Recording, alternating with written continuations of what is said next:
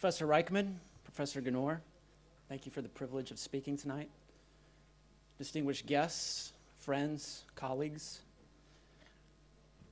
I watched a movie with my 4 kids not long ago, and near the end of this movie, there's a scene that starts with the view that sweeps northeast over Liberty Island towards Manhattan. And I was surprised to see the Twin Towers of the World Trade Center unmistakably dominating the skyline. I had obviously forgotten how old this particular movie was, but seeing the towers with my kids sitting next to me, my kids of a generation that did not live through 9/11, prompted me to think about how they understood the attacks, and I started to ask them about what they knew. My kids related their historical understanding of what occurred on 9/11. My 2 older kids even made the ideological connection between Al-Qaeda and the Islamic State. I was actually quite proud of that. But I continued to question, I continued to probe, to the point that my wife interrupted me to ask what it was I wanted to hear from the kids. And I didn't have an answer. I didn't know. I knew what I was hearing, that something within that was off, something wasn't connecting for me. And I subsequently spent several weeks thinking about it.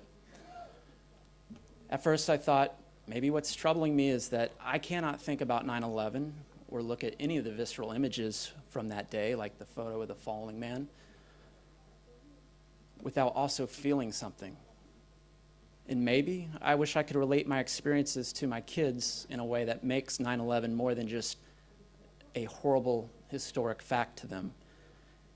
I spent a few more days turning this around in my head, and I concluded that that wasn't what was bothering me either. And then I finally figured it out. 9/11 isn't shocking to my kids in the way that it was shocking to me, not because they didn't live through it, but because although horrible and momentous as it was, it's a part of their normal. Now, albeit it's at the extreme range, but my kids have grown up with war and terrorism in a way that I did not. And I found that my kids had paid much closer attention to the terror attacks over the last 5 years than I gave them credit for.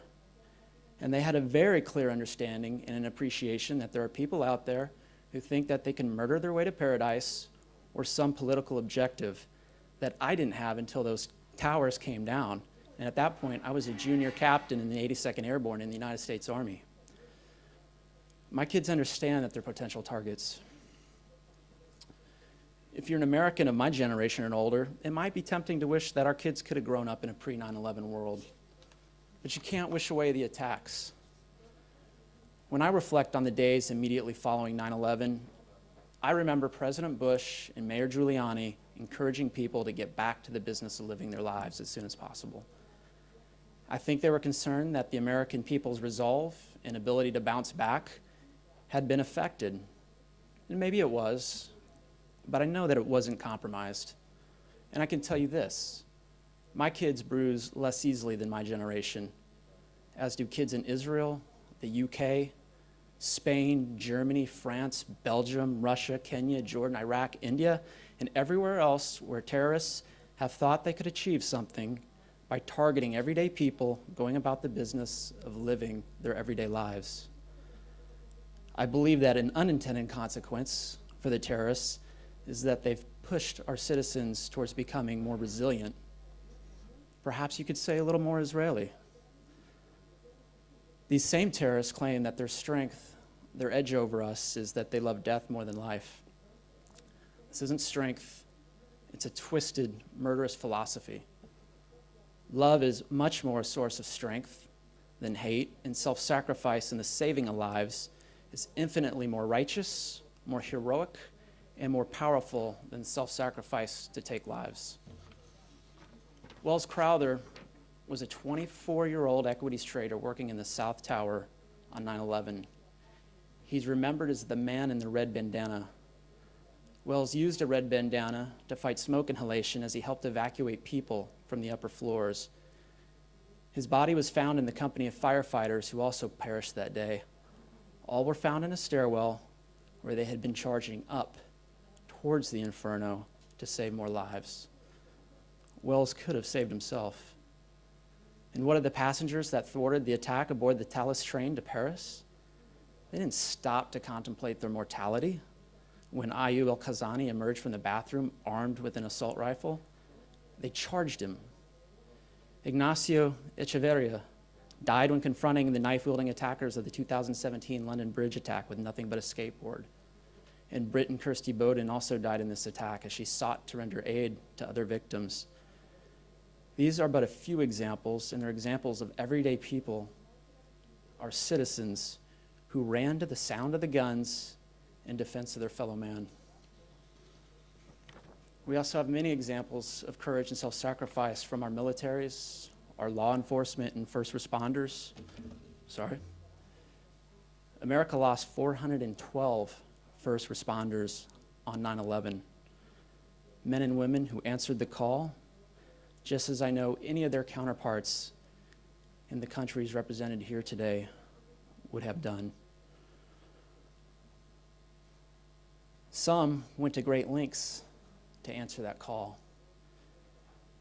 Transit police officer Ramon Suarez actually commandeered a cab in order to make his way from his district where he was working to One World Trade Center, where he entered the towers twice, escorting people to safety each time before entering a third and final time. I read earlier this year where his daughters entered the police academy in New York. That's a family whose spirit was inflamed, not dampened by their loss. Since arriving to Israel, I've been inspired by the story of Roy Klein, an Israeli army officer who, while fighting Hezbollah, smothered a grenade with his own body to save his men.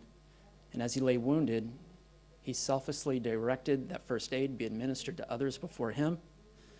And then he died passing his radio in the mantle of command on to another officer.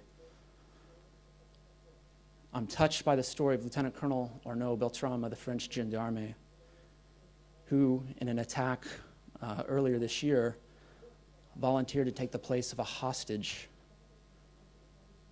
That girl went free. She was saved, but Colonel Beltrame ultimately lost his life. What witnesses had to say about that, they remarked about how calm, cool, and in control Lieutenant Colonel Beltrame was when he entered this market that was a scene of the incident and confronted the terrorists. That's a man who had clarity of purpose and was pure of heart. And one of my personal connections to 9/11 is through the horse soldiers, several of whom are good friends of mine, one in fact who is one of my very best friends. If you've seen the movie 12 Strong, you already know that the horse soldiers won their battle and they came home, but I can tell you that wasn't their expectation, at least not at first. The coming home part, I mean. My friends told me that when they stepped off that helicopter into a cold, dark Afghan night, they didn't really expect to ever see home again, yet they went anyway, willingly, completely undeterred from their mission. They were committed no matter the cost. These stories speak volumes about who we are and are powerful examples of what's best in us. They're also examples of why we will prevail, why we can't be beaten. So as we pay our respects to those that we have lost, be encouraged by our collective citizenry's abilities to absorb the impacts and courageously get on with life, and know that there will always be heroes among us who will rise to the occasion. Thank you to everyone in this room for what you do and the part you play in countering terrorism. We best honor our fallen through our resilience, our commitment to our values, and our communities. We will outlast the terrorists, and their fate will fade long before our resolve. Thank you.